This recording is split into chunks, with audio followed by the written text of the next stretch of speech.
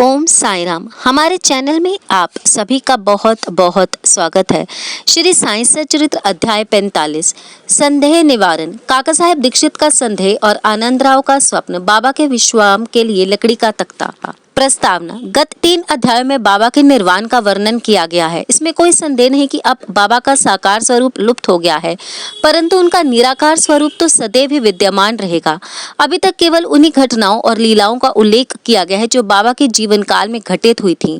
उनके समाधिस्थ होने के पश्चात भी अनेक लीलाएं हो चुकी हैं और अभी भी देखने में आ रही हैं, जिनसे यह सिद्ध होता है कि बाबा अभी भी विद्यमान है और पूर्वी की भांति अपने भक्तों को सहायता पहुंचाया करते हैं। बाबा के जीवन काल में जिन व्यक्तियों को उनका सानिध्य या सत्संग प्राप्त हुआ, यथार्थ में उनके भाग्य की सराहना कौन कर सकता है।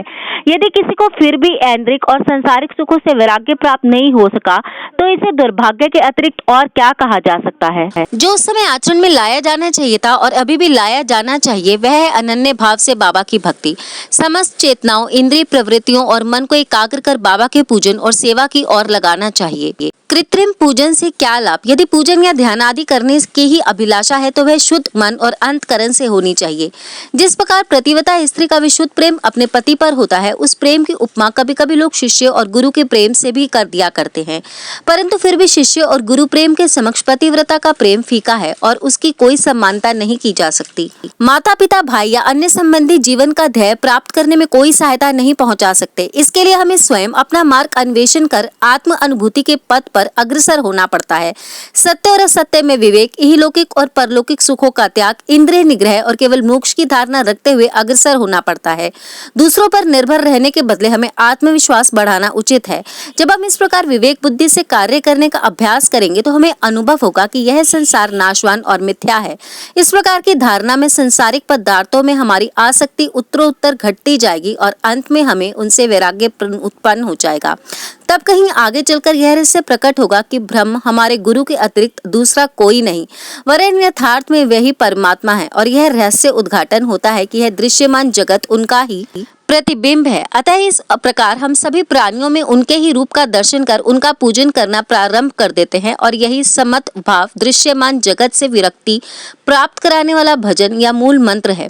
इस प्रकार जब हम ब्रह्म या गुरु की अनन्य भाव से भक्ति करेंगे तो हमें उनसे अभिन्नता की प्राप्ति होगी और आत्म अनुभूति की प्राप्ति सहज हो जाएगी। संक्षेप में ये कहें कि सदैव गुरु का कीर्तन और उनका ध्यान करना ही हमें सर्वभूतों में भगवत दर्शन कराने की योग्यता प्रदान करता है और इसी में परमानंद की प्राप्ति होती है। निम्नलिखित कथा इस तथ्य का प्रमाण है।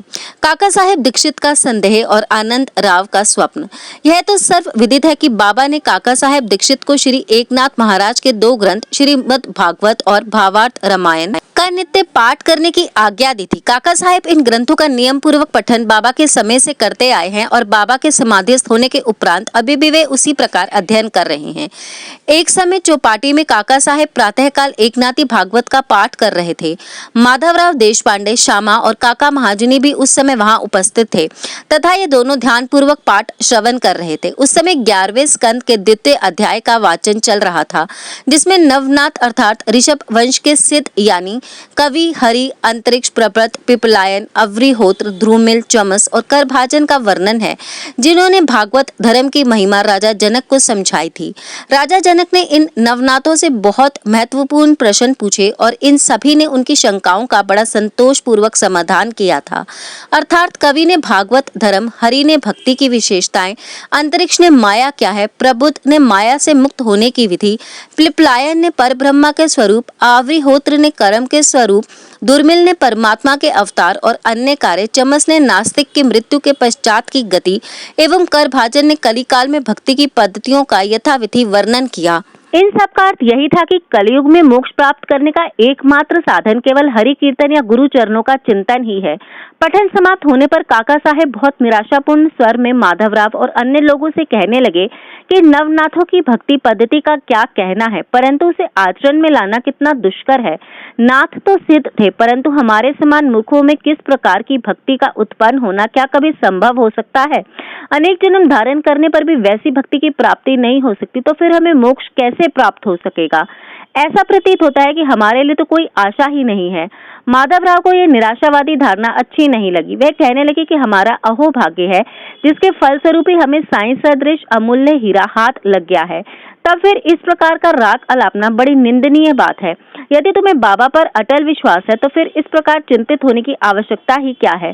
माना कि नवनाथों की भक्ति अपेक्षाकृत अधिक दृढ़ और प्रबल होगी, परंतु क्या हम लोग भी प्रेम और स्नेह पूर्वक भक्ति नहीं कर रहे हैं? क्या बाबा ने अधिकार पूर्ण वाणी में नहीं कहा कि श्री हरि या गुरु के नाम जप से मोक्ष की प्राप्ति होती है? तब फिर भय और चिंता का स्थान ही कहाँ रह जाता है। परंतु फिर भी माधवराव के वचनों से काका साहेब का समाधान न हुआ। वे फिर भी दिन भर व्यग्र और चिंतित ही बने रहे। यह विचार उनके मस्तिष्क में बार बार चक्कर काट रहा था कि किस विधि से नवनाथों के समान भक्ति की प्राप्ति संभव हो सकेगी। एक महाशय जिनका नाम आनंदराव पखाड़े था, माधवराव को ढूंढते ढूंढते वहां आ पहुंचे। उस समय भागवत का पठन हो रहा था। श्री पखाड़े भी माधवराव के समीप ही जाकर बैठ गए और उनसे धीरे धीरे कुछ वार्ता भी करने लगे। वे अपना स्वप्न माधवराव को सुना रहे थे। उनकी कानाफूसी के कारण पाठ में विघ्न उपस्थित होने लगा। अतएव काका साहेब ने पाठ स्थगित कर दिया और माधवराव से पूछा कि क्यों, क्या बात हो रही है। माधवराव ने कहा कि कल तुमने जो संदेह प्रकट किया था, यह चर्चा भी उसी का ही समाधान है।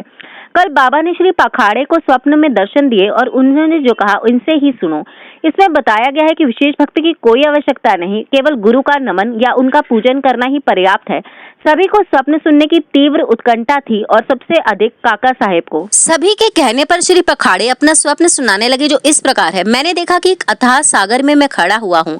पानी मेरी कमर तक है और अचानक ही जब मैंने ऊपर देखा तो साईं बाबा के श्री दर्शन हुए। वे एक रतन जटित सिंहासन पर विराजमान थे और उनके श्री चरण जल के भीतर थे। यह सुन दृश्य और बाबा का मनोहर स्वप्न देखकर मेरा चित्त बड़ा प्रसन्न हुआ। इस स्वप्न को भला कौन स्वप्न कह सकेगा। मैंने देखा कि माधवराव भी बाबा के समीप ही खड़े हैं और उन्होंने मुझसे भावुकता पूर्व शब्दों में कहा कि हे आनंदराव, बाबा के श्री चरणों पर गिरो। मैंने उत्तर दिया कि मैं भी तो यही करना चाहता हूँ, परंतु उनके श्री चरण तो जल के भीतर है। अब बताओ कि मैं कैसे अपना शीश उनके चरणों पर रखूं, मैं तो निसहाय हूँ। इन शब्दों को सुनकर श्यामा ने बाबा से कहा कि अरे देवा, जल में से कृपा करके अपने चरण बाहर निकालिए ना। बाबा ने तुरंत चरण बाहर निकाले और मैं उन पर तुरंत लिपट गया। बाबा ने मुझसे ये कहते हुए आशीर्वाद दिया कि अब तुम आनंद पूर्वक जाओ, घबराने या चिंता करने की कोई आवश्यकता नहीं, अब तुम्हारा कल्याण होगा। उन्होंने मुझसे यह भी कहा कि एक जरी के किनारे की धोती मेरे श्यामा को दे देना, उससे तुम्हें बहुत लाभ होगा। बाबा की आज्ञा को पूर्ण करने के लिए ही शिव पखाड़े धोती लाए और काका साहब से प्रार्थना की कि कृपा करके इसे माधवराव को दे दीजिए, परंतु माधवराव ने उसे लेना स्वीकार नहीं किया। उन्होंने कहा कि जब तक बाबा से मुझे कोई आदेश या अनुमति प्राप्त नहीं होती तब तक मैं ऐसा करने में असमर्थ हूँ। कुछ तर्क वितर्क के पश्चात काका ने देवी आदेश सूचक पर्चियां निकालकर इस बात का निर्णय करने का विचार किया। काका साहेब का ये नियम था कि जब उन्हें कोई संदेह हो जाता था तो वे कागज पर 2 पर्चियां बनाकर स्वीकार अस्वीकार लिखकर उसमें से एक पर्ची निकालते थे और जो कुछ उत्तर प्राप्त होता था उसके अनुसार ही कार्य किया करते थे। इसका भी निपटारा करने के लिए उन्होंने उपयुक्त विधि के अनुसार ही 2 पर्चियां लिखकर बाबा के चित्र के समक्ष रखकर एक अबोध बालक को उसमें से एक पर्ची उठाने को कहा। बालक द्वारा उठाई गई पर्ची जब खोलकर देखी गई तो वह स्वीकार सूची पर्ची ही निकली और तब माधवराव को धोती स्वीकार करनी पड़ी। इस प्रकार आनंदराव और माधवराव संतुष्ट हो गए और काका साहेब का भी संदेह दूर हो गया। इससे हमें यह शिक्षा मिलती है कि हमें अन्य संतों के वचनों का उचित आदर करना चाहिए, परंतु साथ ही साथ यह भी परम आवश्यक है कि हम अपनी माँ अर्थात गुरु पर पूर्ण विश्वास रखकर उनके आदेशों का अक्षर अक्ष पालन करना चाहिए, क्योंकि अन्य लोगों की उपेक्षा हमारे कल्याण की उन्हें अधिक चिंता होती है। बाबा के निम्नलिखित वचनों को हृदय पटल पर अंकित कर लो। इस विश्व में असंख्य संत हैं, परंतु हमारे पिता गुरु ही सच्चे पिता है। दूसरे चाहे कितने ही मधुर वचन क्यों ना कहते हो, परंतु अपने गुरु उपदेश कभी नहीं भूलने चाहिए। संक्षेप में सार यही है कि शुद्ध हृदय से अपने गुरु से प्रेम कर उनकी शरण में जाओ और उन्हें श्रद्धा पूर्वक साष्टांग नमस्कार करो। तभी तुम देखोगे कि तुम्हारे सम्मुख भवसागर का अस्तित्व वैसा ही है जैसे सूर्य के समक्ष अंधेरे का। बाबा की शयन शैया लकड़ी का तख्ता। बाबा अपने जीवन के पूर्वार्ध में एक लकड़ी के तख्ते पर शयन किया करते थे। वह तख्ता 4 हाथ लंबा और 1 बीता चौड़ा था, जिसके चारों कोने पर 4 मिट्टी के जलते दीपक रखे जाया करते थे। पश्चात बाबा ने उसके टुकड़े टुकड़े कर डाले थे, जिसका वर्णन गत अध्याय 10 में हो चुका है। एक समय बाबा उस पटिया की महत्ता का वर्णन काका साहेब को सुना रहे थे, जिसको सुनकर काका साहेब ने बाबा से कहा कि यदि अभी भी आपको उसकी विशेष स्नेह है तो मैं मस्जिद में एक दूसरी पटिया लटकाए देता हूँ, आप सुखपूर्वक उस पर शयन किया करे। तब बाबा कहने लगे कि अब महलसापति को नीचे छोड़कर मैं ऊपर नहीं सोना चाहता। काका साहब ने कहा कि यदि आज्ञा दे तो मैं एक और तख्ता महालसापति के लिए भी लटका देता हूँ। बाबा बोले कि वह इस पर कैसे सो सकते हैं, क्या यह कोई सहज कार्य है? जो इसके गुण से संपन्न हो वही ऐसा कार्य कर सकता है। जो खुले नेत्र रखकर निद्रा ले सके वही इसके योग्य है। जब मैं शयन करता हूँ तो बहुधा महालसापति को अपने बाजू में बिठाकर उनसे कहता हूँ कि मेरे हृदय पर अपना हाथ रखकर देखते रहो कि कहीं मेरा भगवत जाप बंद ना हो जाए, और मुझे थोड़ा सा भी निद्रित देखो तो तुरंत जागृत कर दो। परंतु उससे तो यह भी भले से नहीं हो सकता। वह तो स्वयं ही झपकी लेने लगता है और निद्रामग्न होकर अपना सर डुलाने लगता है, और जब मुझे भगत का हाथ पत्थर सा प्रतीत होता है तो मैं जोर से पुकार उठता हूँ कि ओ भगत। तब कहीं मैं घबरा कर नेत्र खोलता है। जो पृथ्वी पर अच्छी तरह बैठ और सो नहीं सकता तथा जिसका आसन सिद्ध नहीं है और जो निद्रा का दास है, वह क्या तख्ते पर सो सकेगा? अन्य अनेक अवसरों पर वे भक्तों के स्नेहवश ऐसा कहा करते थे कि अपने अपने साथ और उसका उसके साथ। श्री सद्गुरु साईनाथ अर्पणस्तु। शुभम भवतु।